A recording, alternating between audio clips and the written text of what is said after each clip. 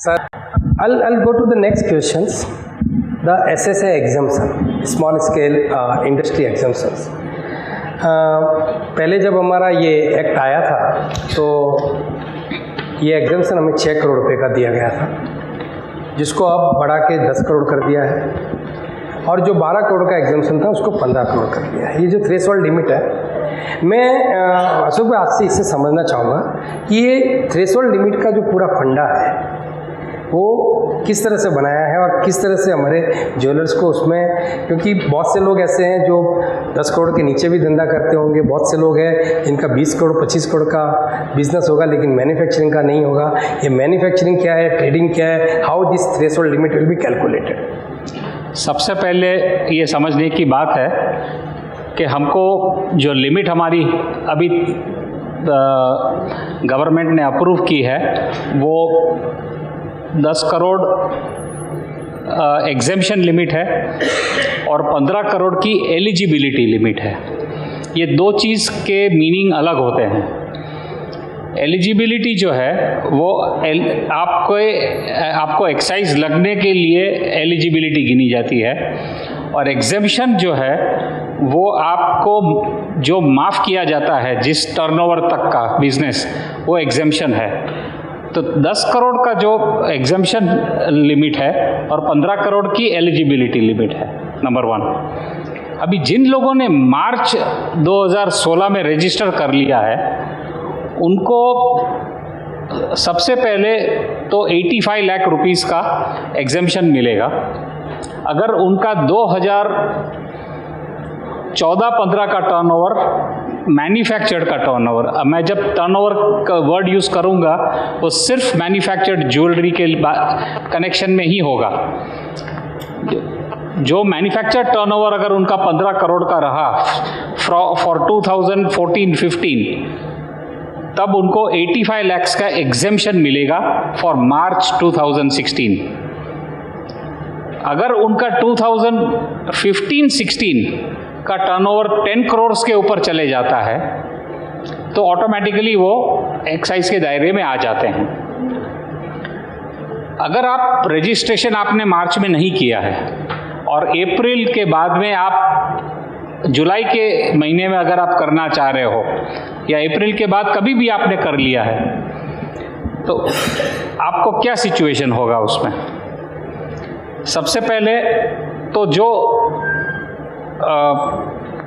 Exemption limit है 10 करोड़ की, ये आपकी लिमिट बनेगी फॉर द ईयर 2016-17, और प्रीवियस ईयर का जो है 15 करोड़ की लिमिट गिनी जाएगी 2015-16 की।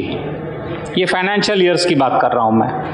तो अगर आपका लास्ट ईयर का मैन्युफैक्चर्ड टर्नओवर 15 करोड़ का है, अगर आपका इस साल का टर्नओवर 10 करोड़ का है, तो ऑटोमेटिकली आप इस दायरे में आ जाते हैं, नंबर 1। जब आप अप्रैल के बाद रजिस्टर करते हो, अभी थोड़ी बात समझने की ज़रूरत है कि अगर आप इसमें नहीं आते हो, अगर आप 15 करोड़ की लिमिट में नहीं आते हो और आप 10 करोड़ के लिमिट में भी नहीं आते हो, तो आपको एक्साइज में रजिस्टर करने की ज़रूरत ही नहीं है। ये आप ध्यान में रखिएगा क्योंकि बहुत इंपॉर्टेंट है। काफ़ी लोग कंफ्यूज्ड है कि हमको, काफ़ी लोगों ने एक्साइज में रजिस्टर भी कर लिया है बिना समझे कि ये किस लिमिट में लगा जाता है, और काफ़ी लोग इसकी राह भी देख रहे हैं। तो हम डिटेल्ड पॉइंट्स में थोड़े से जाते हैं दिनेश भाई, कि अगर आपका 2016-17 का टर्नओवर जो अभी रनिंग ईयर है वो जब तक 90% ऑफ द एग्जेम्पशन लिमिट तक नहीं जाता है, माने 10 करोड़ का जो एग्जेम्पशन लिमिट है उसका 90% इज़ 9 करोड़। अगर आपका 9 करोड़ तक का जब तक नहीं जाता है तब तक आपको रजिस्टर करने की ज़रूरत नहीं है इस साल में भी।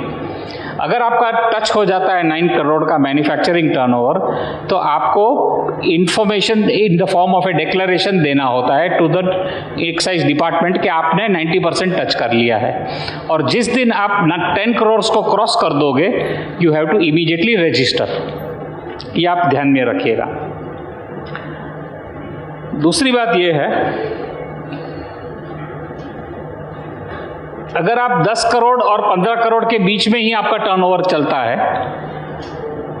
तो आपको हर वक्त 10 करोड़ का एग्जेम्पशन लिमिट मिलेगा, और आपका सिर्फ 10 करोड़ के ऊपर का जो सेल होगा उस पर ही एक्साइज लगेगा। उसका मीनिंग क्या हुआ कि 15 करोड़ की जो आपको एलिजिबिलिटी लिमिट है वो एक ऐसा पॉइंट है, आपने अगर टच कर लिया है 15 करोड़ का टर्नओवर साल भर में कभी भी, उस वक्त से आपकी 10 करोड़ की एग्जेम्पशन लिमिट आपके हाथ से गई परमानेंटली। आपको हर वक्त फिर 1 रुपये का भी सेल आपका हुआ उस पर आपको एक्साइज लग जाएगी। ये सबके ध्यान में रखने की ज़रूरत है, तो परफेक्ट आपके दिमाग में बैठ जाएगा कि ये 10 और 15 करोड़ का टर्नओवर का गेम या प्लान या स्ट्रक्चरिंग किस तरह से चलता है। और ये एसएसआई एग्जेम्पशन जो है वही एग्जेम्पशन लिमिट है। और एसएसआई क्यों दिया गया है इसको नाम, क्योंकि स्मॉल स्केल इंडस्ट्री, हर एक इंडस्ट्री के अंदर स्मॉल स्केल होती है, और वो इंडस्ट्री दूसरे इंडस्ट्रीज़ में 1.5 करोड़ की लिमिट है, और हमारी इंडस्ट्री में वो 10 करोड़ की लिमिट दी गई है। तो 10 करोड़ के नीचे के जितने लोग आते हैं वो ऑटोमेटिकली स्मॉल स्केल गिने जाएंगे, और उन पर कोई किसी तरह का टैक्स नहीं लगेगा। अभी आपको अंदाज़ा लगाना है कि आपका एक्चुअली मैन्युफैक्चरिंग करवाने का जो काम है उसका टोटल टर्नओवर माल बेचने के बाद, मैन्युफैक्चरिंग कराने से उसकी वैल्यू नहीं बनती है, और मैन्युफैक्चरिंग का सामान बेचने के बाद आपका जो सेल होता है उस पोर्शन का, वो सेल आपका जब 10 करोड़ क्रॉस करेगा आपको कंटिन्यूअसली फिर ड्यूटी भरनी पड़ेगी ओवर द 10 करोड़ लिमिट। अभी काफ़ी लोग ने ये बताया है कि अगर मेरा लास्ट ईयर का टर्नओवर 100 करोड़ का था, लेकिन मैंने सोचा है कि इस साल मेरे को मैन्युफैक्चरिंग करवाना ही नहीं है, मैंने तय किया है कि मेरे को सिर्फ ट्रेडिंग एक्टिविटी में रहना है और मेरे को एक्साइज नहीं भरनी है। मैं भले एक्साइज भरा हुआ माल ले लूँगा, लेकिन मैं बेचने के समय मेरे को मैन्युफैक्चरिंग एक्टिविटी में जाना नहीं है, वो मेरे को झमेले में नहीं पड़ना है। तो उसके लिए भी एक रास्ता इसमें बहुत आसान है कि आप जो भी आपकी डिपार्टमेंट के आपको एक्साइज डिपार्टमेंट जो भी आपके एरिया में लगता है, वहाँ पर आप इंफॉर्मेशन दे दीजिए कि हमने हमारा टर्नओवर है इन एक्सेस ऑफ 100 करोड़ और over the limit of 15 crore, लेकिन इस साल में आप नहीं ज़्यादा काम करना चाहते हैं, तो आपको शायद एक बार रजिस्टर करना पड़ेगा, और वो इमीडिएटली आप इसके डी रजिस्ट्रेशन के लिए आप अप्लाई कर सकते हैं, और ऑटोमेटिकली आप उसकी नील रिटर्न्स फाइल कर दीजिए, और जिस समय आपका डी रजिस्टर हो जाता है कुछ ही महीनों में, आप ऑटोमेटिकली उसके दायरे से बाहर निकल जाएंगे। तो ये एक क्लैरिफिकेशन इसके समअप में मैंने सारे पॉइंट्स इसमें काफ़ी क्लियर कर लिए। नहीं, मैं सुप्रीम जी आपसे इसमें जानना चाहूँगा कि ये जो एसएसए एग्जेम्पशन लिमिट जो हमारी दी गई है, उसमें अगर कोई एग्जेम्प्टेड प्रोडक्ट के साथ हम डील कर रहे हैं तो वो उसमें काउंट होगा या नहीं। जैसे मैं एक एग्जांपल आपको दे रहा हूँ कि हमारे डायमंड का जो हम लोग काम करते हैं वो एग्जेम्प्टेड में आता है, और वही ऑर्गेनाइजेशन, वही कंपनी जो डायमंड का ये काम करती है, वो अगर समझो ज्वेलरी का काम करती है, तो उसकी एग्जेम्पशन लिमिट क्या गिनी जाएगी? तो ये एक थोड़ा सा कंट्रोवर्शियल पॉइंट है, बिकॉज एसएसआई एग्जेम्पशन में जो करंट ईयर की लिमिट है, जो आप एग्जेम्पशन लिमिट बोल रहे हो, उसके लिए कोई भी एग्जेम्प्टेड प्रोडक्ट इंक्लूड नहीं होता। बट आपकी जो एलिजिबिलिटी लिमिट है उसके लिए all products which are exempted are also included. But उसमें एक क्लैरिटी होनी चाहिए कि ये जो 10 करोड़ और 15 करोड़ का लिमिट है, अगर यह क्लैरिटी आ जाए कि ये खाली ज्वेलरी पे अप्लाई होगा और कोई भी एक्साइजेबल प्रोडक्ट जो है that will either go under the 1.5 CR limit but will not come under that, तो ये इशू क्लोज हो सकता है।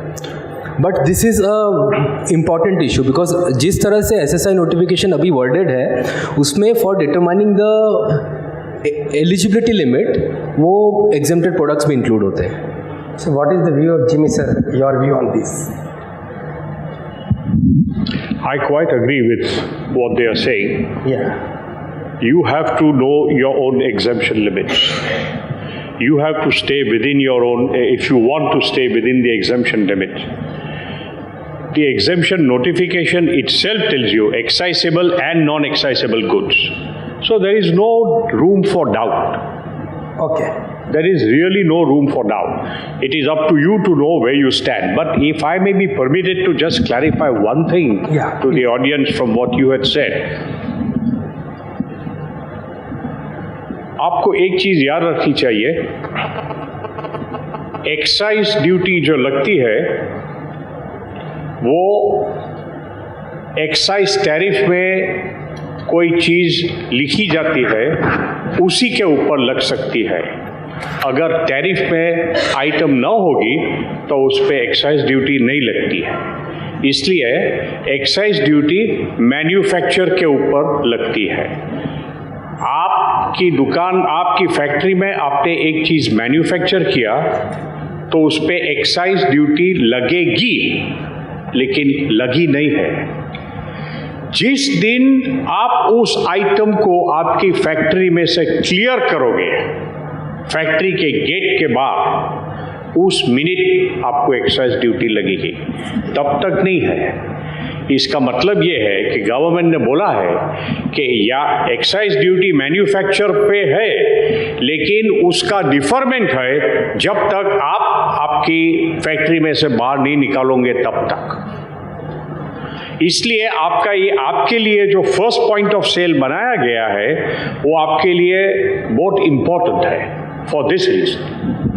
तो फर्स्ट पॉइंट ऑफ सेल जो हमारे लिए है कि अगर हमारा मैन्युफैक्चरिंग गुड्स अगर हमारी स्टोर के अंदर 15 करोड़ का भी अगर आ जाता है, लेकिन जब तक हम 10 करोड़ का हमारा सेल मैन्युफैक्चरिंग गुड्स नहीं करते हैं, फर्स्ट सेल ऑफ इनवॉइस, तब तक हम एक्साइज ड्यूटी पे के लायबल नहीं है। M I right sir?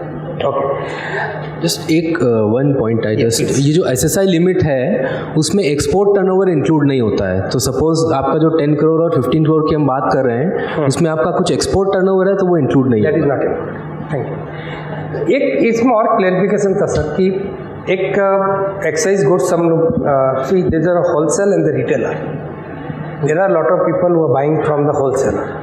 Wholesaler also there is दो क्वालिटी है, एक जो खुद एक्साइज ड्यूटी भर के माल देते हैं, और एक होलसेलर जो होता है, जो छोटा होलसेलर है, जो एक्साइज के अंदर आता नहीं है और वो नॉन एक्साइज गुड्स देता है। तो रिटेलर की क्या पोजीशन होती है सुप्रीम उसमें कि अगर एक नॉन एक्साइज गुड्स अगर उसने परचेज किया है तो उसको क्या प्रिकॉशंस लेने चाहिए या क्या उसको सिस्टम? आप ये बोल रहे हैं कि कोई एसएसआई लिमिट के अंदर है, उसने वो एग्जेम्पशन लिया और उसका मैन्युफैक्चर्ड प्रोडक्ट मैंने खरीदा, यस, तो क्योंकि वो at first point he exempt है, उसके बाद कोई लेवी नहीं आएगी उसके ऊपर, उस स्पेसिफिक प्रोडक्ट के ऊपर। But that we have to get any certificate from that person whom we are buying the product that he is coming under the threshold limit of the, वो मोडालिटी आपको workout करनी पड़ेगी।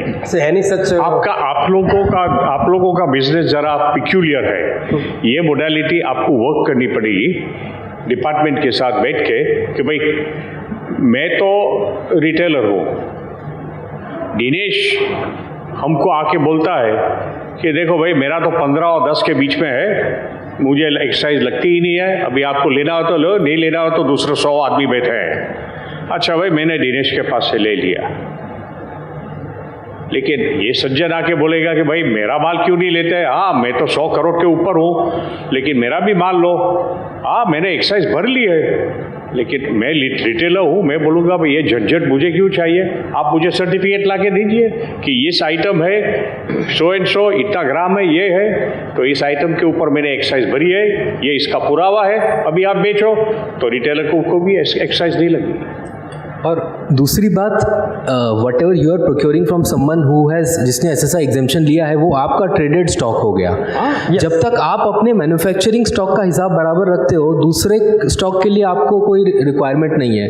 अगर आपके सब trading stock हो जाए, जिसने एग्जेम्पशन लिया है उसके पास स्क्रूटनी हो सकती है। Is it any responsibility to retailer to obtain a certificate? No, nothing is prescribed as of now. He is coming under the SSI limit. No, I think एक very important fact is कि in a process of invoicing, जो व्यक्ति excise paid principal manufacturer है उसको एक information देनी पड़ेगी कि the goods supplied by me are inclusive of excise tax.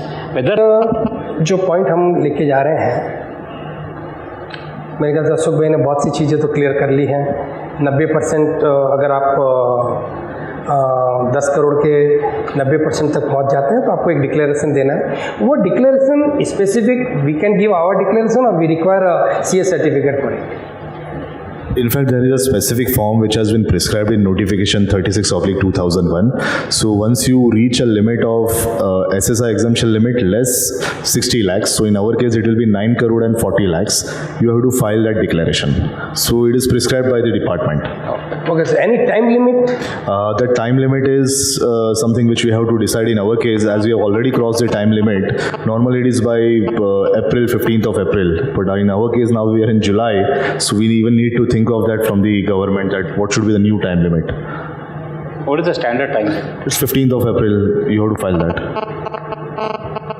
Okay, but probably if I am crossing my 90% limit by the November of 2016, Right. so when should I inform? Oh, so then after you cross, then you have to file it. But this we are speaking every time for the previous year. If in previous year your turnover was say somewhere around 10 CR, below 10 CR, but above 9 crore and 40 lakhs, so you have to file declaration immediately. So if the previous year my sale is below 10 crore Right, and this year if my sale is 17 crore, right. what are my position? So as you reach 9 crore 40 lakhs, you will file the declaration, and once you cross 10 crores, you will make an application for registration. Oh, so I think this point is clear here.